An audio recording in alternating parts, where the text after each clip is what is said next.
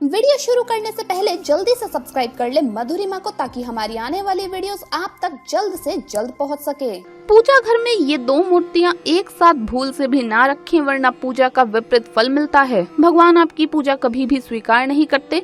इसी के साथ हम जानेंगे कुछ ऐसे वास्तु नियमों के बारे में जिनका पूजा घर में ध्यान रखना आवश्यक है।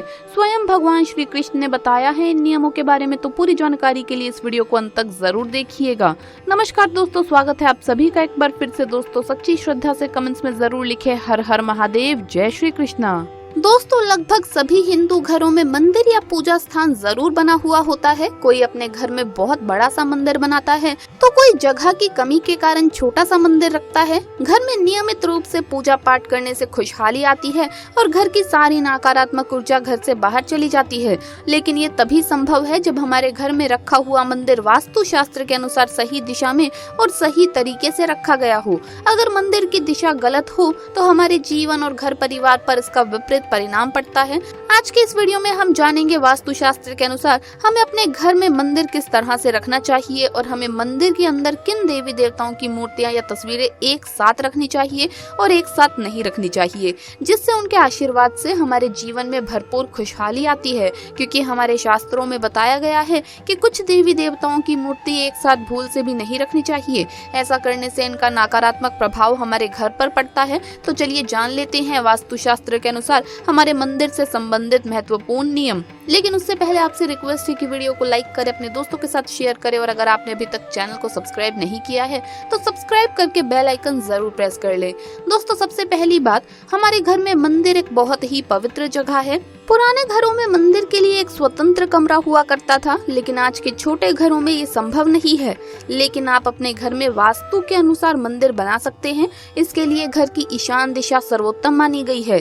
दूसरी बात, मंदिर में केवल देवी देवताओं की ही तस्वीर या मूर्ति रखनी चाहिए। किसी अन्य जीवित साधु संत या अपने मृत पूर्वज की तस्वीर भूल से भी लगानी नहीं चाहिए।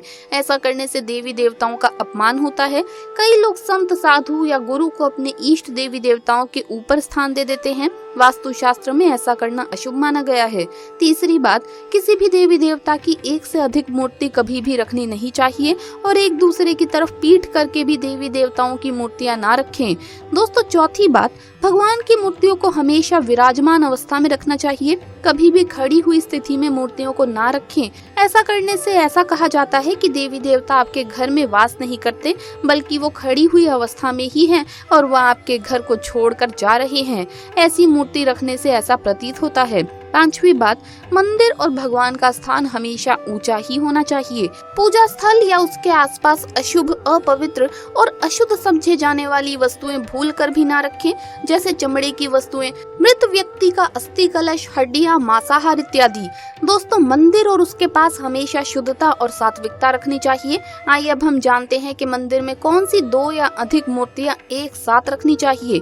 पहली बात, आमतौर पर भगवान श्री गणेश सभी के अत्यंत प्रिय देवता होते हैं और घर में और घर के मुख्य द्वार पर उनकी मूर्ति रखना बहुत ही ज्यादा शुभ माना गया है। हम अगर अपने घर में गणेश जी की मूर्ति के साथ माँ लक्ष्मी की मूर्ति भी रखते हैं तो ये अत्यंत ही शुभ फलदायी होता है। इससे हमारे घर में महालक्ष्मी जी की कृपा से धन समृद्धि आती है और बुद्धि और ज्ञान के देवता भगवान श्री कृष्ण हमें उस धन संपत्ति को संभाल कर और सहेज कर रखने की बुद्धि और विवेक प्रदान करते हैं। दूसरी बात, माँ लक्ष्मी जी की मूर्ति के साथ ही गणेश जी की मूर्ति के अलावा भगवान श्री विष्णु की मूर्ति अवश्य रखनी चाहिए और लक्ष्मी नारायण की पूजा हमेशा एक साथ करनी चाहिए। ऐसा करने से दाम्पत्य जीवन में सुख शांति बनी रहती है और वाद विवाद कम होते हैं। तीसरी बात, भगवान श्री कृष्ण अपनी राधा रानी के बिना अधूरे माने गए हैं, इसीलिए हमें भगवान श्री कृष्ण की पूजा हमेशा राधा जी के साथ करनी चाहिए। भगवान श्री कृष्ण की मूर्ति कभी भी अकेले ना रखें। राधा रानी ना हो तो आप श्री कृष्ण के साथ गौ माता की मूर्ति अवश्य रख सकते हैं। श्री कृष्ण की पूजा करने से हमें विपत्ति के समय सही मार्गदर्शन मिलता है।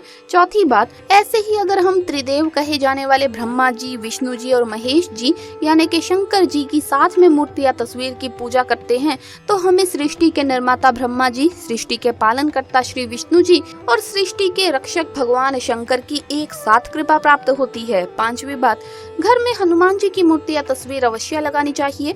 संकट मोचन हनुमान जी हमारे संरक्षक है। और हमारे सभी कष्टों को हरने वाले हैं। लेकिन हमेशा ध्यान में रखें, हनुमान जी की मूर्ति या तस्वीर ऐसी लगानी चाहिए जिसमें उनके साथ प्रभु श्री राम जी जरूर हों। राम जी के अलावा अगर माता सीता और लक्ष्मण जी भी साथ हो तो और भी अच्छा है।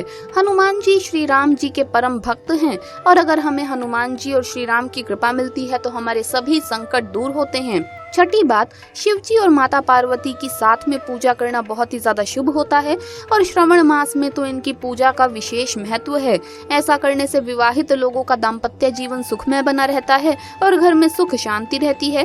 सातवीं बात, घर के मंदिर में भूल से भी शनि देव, काल भैरव और माता काली की मूर्तियां भूल से भी ना रखें। इसके साथ ही अगर घर के मंदिर में शिवलिंग रखा हुआ है तो उसके पास रखी अन्य मूर्तियों पर भी तुलसी के पत्ते चढ़ाने नहीं चाहिए, ऐसा करना अशुभ माना गया है। इसके अलावा दोस्तों, अगर आपने अपने घर में पूजा घर को स्थान दिया हुआ है तो कुछ विशेष बातों का ध्यान रखना आवश्यक है। आइए जानते हैं उन वास्तु नियमों के बारे में।